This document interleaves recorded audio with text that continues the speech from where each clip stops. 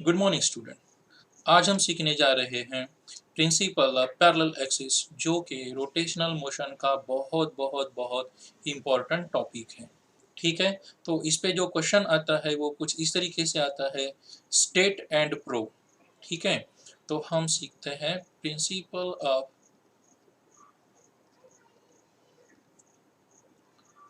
Parallel axis.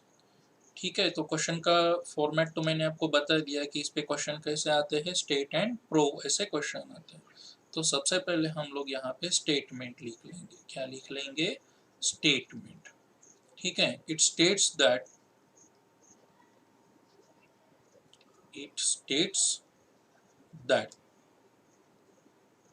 moment of inertia of a rigid body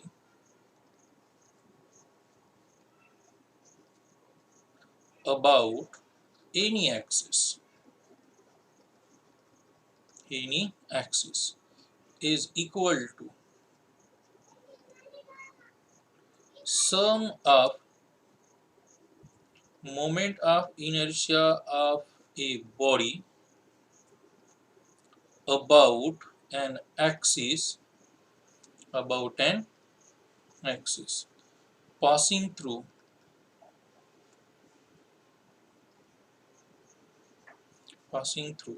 center of mass and parallel to given axis.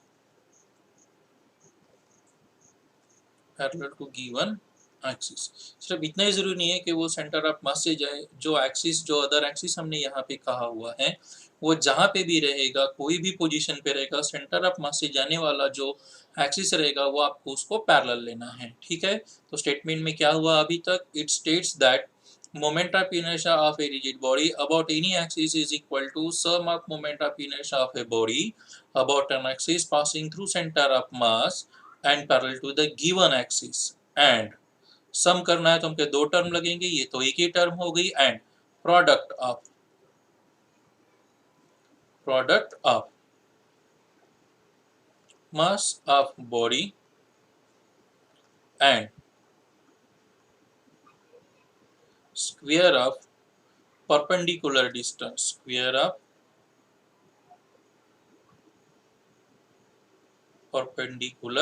distance between two parallel axes। ठीक है, तो ये जो है ये statement हो गया। तो मैथमेटिकल हमें क्या प्रूफ करना है वो देखते हैं। ठीक है, प्रूफ थोड़ा सा लेंदी ही है, शॉर्ट नहीं है, और एग्जाम में अभी तक जितने भी एग्जाम्स में आया हुआ है तो ये ज़्यादा टाइम आया हुआ है as compare to the principle of perpendicular axis. ठीक है, तो आप यहाँ पे कंसीडर करो। डिस्क्रिप्शन हम इस साइड में लिख लेंगे, मैं पहले यहाँ पे डायग्राम बना देता हूँ।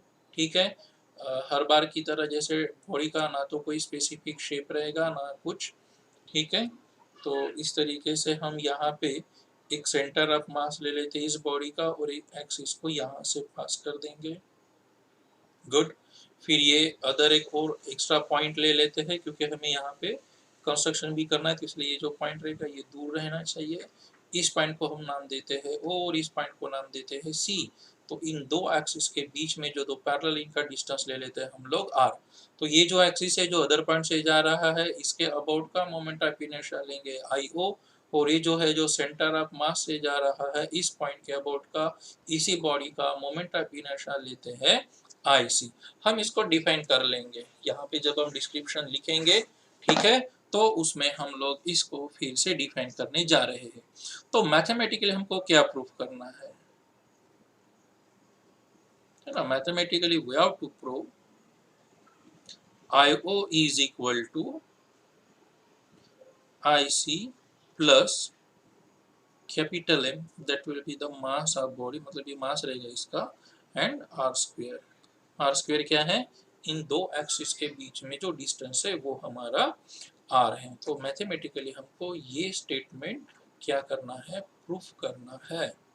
तो चलो इसका डिस्क्रिप्शन लिख लेते हैं क्योंकि जगह तो हमको बहुत ज़्यादा लगने वाली है, मतलब जितना स्क्रीन आप यहाँ पे देख रहे हो हमको दो बार ये लगेगा, तो इसलिए हम डिस्क्रिप्शन यहाँ पे फिनिश करेंगे और जो प्रूफ है वो नेक्स्ट स्क्रीन में हम लोग एक्सप्लेन करेंगे। ओके, तो चलो देखते हैं इसमें क्या होता है। ठीक है, तो ये देखते हैं। डायग्राम यही यूज करेंगे, बस आप ध्यान रखना है जब नेक्स्ट वीडियो क्लिप में हम लोग जाएंगे या नेक्स्ट स्क्रीन हम बदलेंगे तो आपको ध्यान में रखना है कि ये जो बॉडी है आपको दिमाग में रखना। ठीक है, तो देखो क्या क्या थोड़ा डिस्क्रिप्शन हमको लिखना पड़ता है। Consider a rigid body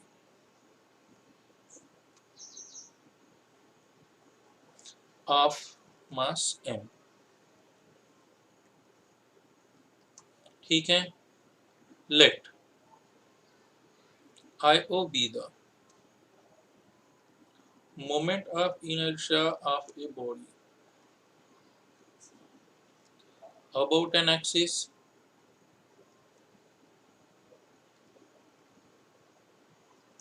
passing through point O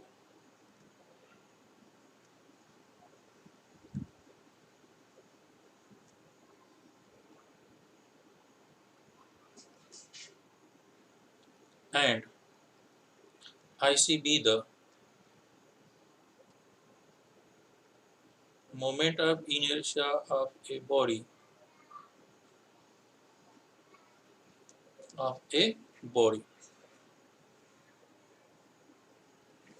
about an axis passing through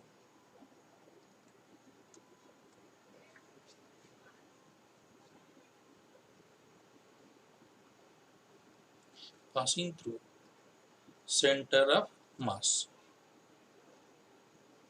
Let R be the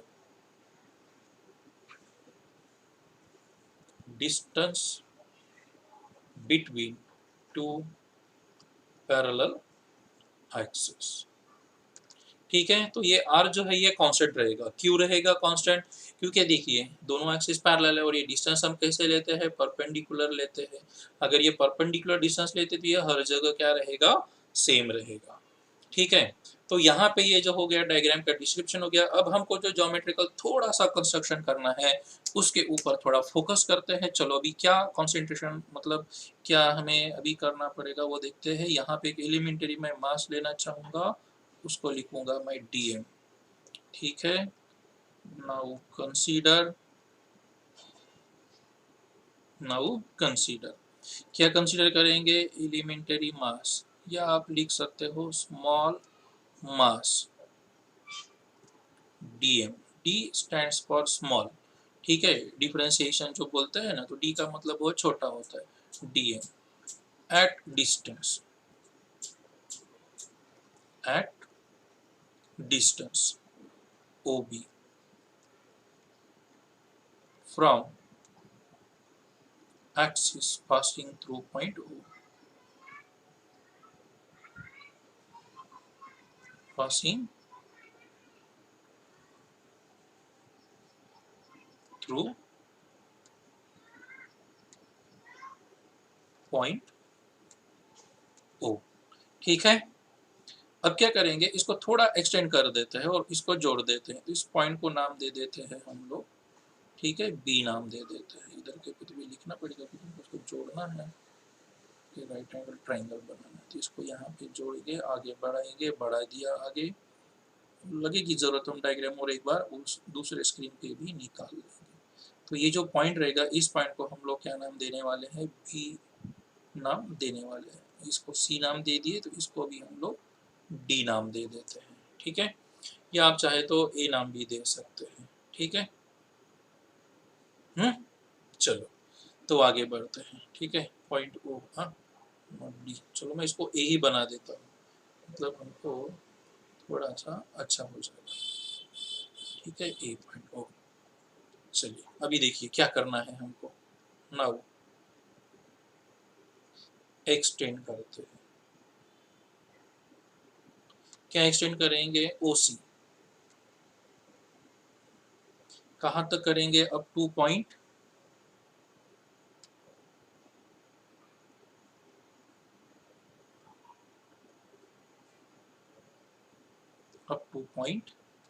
A. Draw perpendicular कौन सा, बी ए परपेंडिकुलर ड्रॉ कर दिए एंड ज्वाइन, क्या ज्वाइन करेंगे, सी बी ऑल्सो। सो ये हो गया अभी हमारा ज्योमेट्रिकल कंस्ट्रक्शन। तो अब हम नेक्स्ट स्क्रीन में जाएंगे और ये जो डायग्राम है ये वापस से बनाएंगे, क्योंकि आपको समझने के लिए आपके साथ रहना बहुत ज़रूरी है, ठीक है ना। तो इसीलिए हम लोग इस डायग्राम को वापस वहाँ पे भी बनाएंगे सेम, ठीक है। और हम अभी इसका डिस्क्रिप्शन लिख दिए, अभी हम इसका प्रूफ लिखना शुरू करते हैं। तो देखो बच्चों, जो डायग्राम था वो कुछ इस तरीके से था। अब वैसे के वैसे बनेगा इसका मैं गारंटी तो नहीं दे सकता, बट मेरी कोशिश यही रहेगी, ठीक है। ये था हमारा ओ पॉइंट, ये था हमारा यहाँ पे कहीं तो सी पॉइंट, हम थोड़ा सा नीचे ले लेते हैं इस तरीके से। ये डिस्टेंस था आर, यहाँ पे कहीं पे तो भी आपने क्या लिया था, एलिमेंट्री मास डी है। मैं थोड़ा बाहर लिखता हूँ क्योंकि जगह यहाँ पे थोड़ी कम हो गई। ये हो गया परपेंडिकुलर, ये भी जोड़ दिए थे, ये भी हमने जोड़ दिए थे। अगर ये परपेंडिकुलर है, इसको सी नाम दिया, तो इस पॉइंट को हमने बी नाम दिया था। जो सेंटर ऑफ मास से जा रहा है उसका एक्सिस का मोमेंट ऑफ इनर्शिया आई सी था, और जो अदर एक्सिस था उसका क्या था, आई ओ था। तो इस तरीके से अभी हमारे पास डायग्राम आ चुका है। देखो अभी bye definition of moment of inertia, small moment of inertia of body,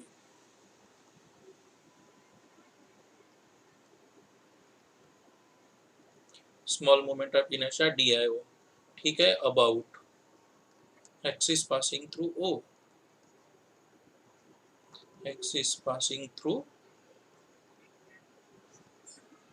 O is, यहाँ से डिस्टेंस कितना है ओ बी, हमने क्या सीखा हुआ है, मास इनटू डिस्टेंस स्क्वायर।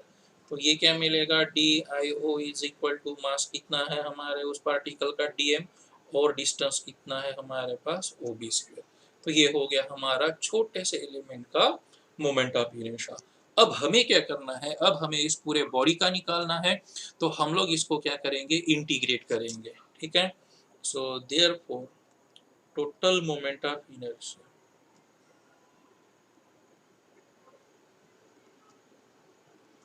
ये जगह हमें और लगने वाली है, total moment of inertia of a body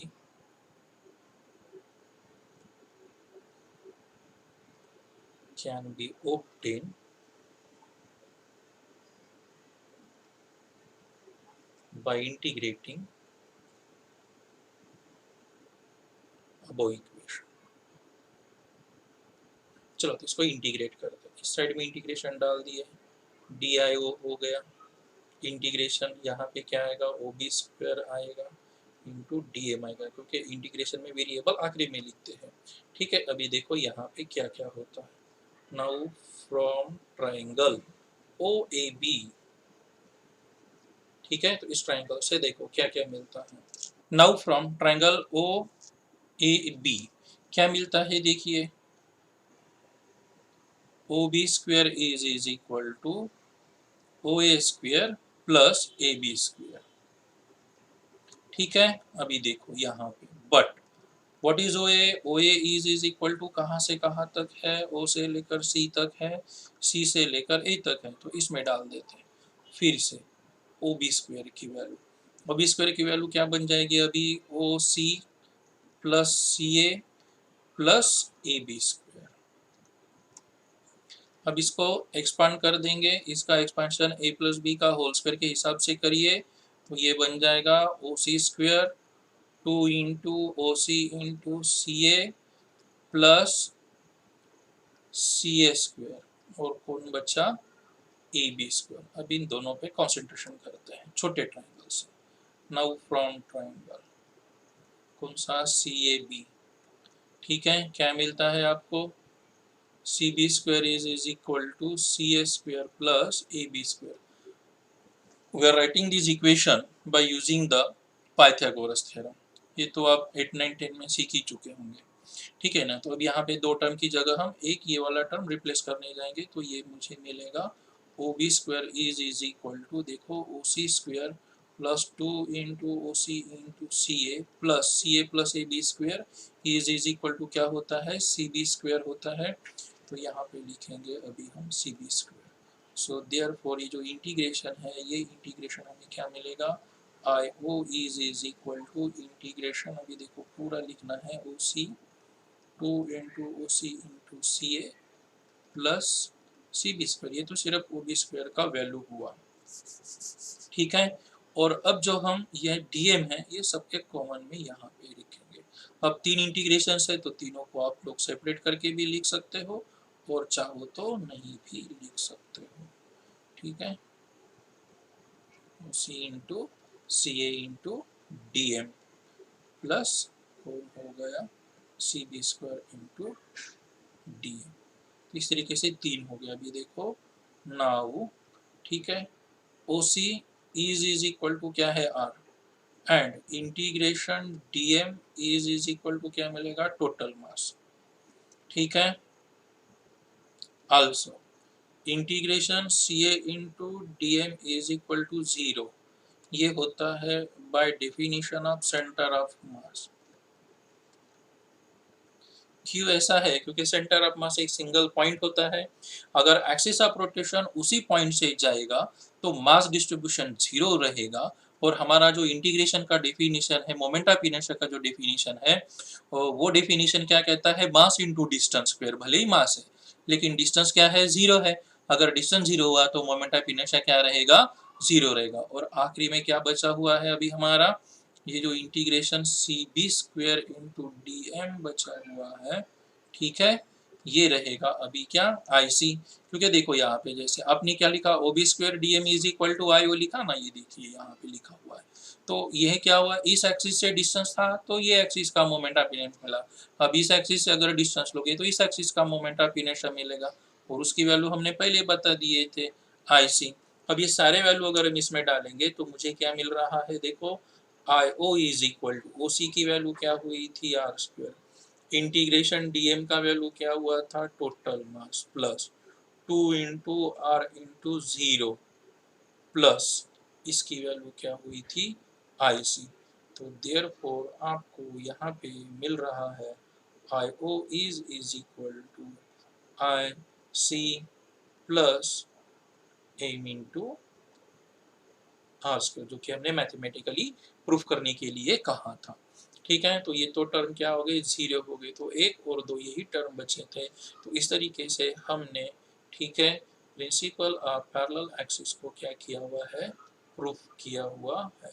तो नेक्स्ट टॉपिक में हम लोग सीखेंगे प्रिंसिपल ऑफ परपेंडिकुलर एक्सिस, ठीक है। Thank you.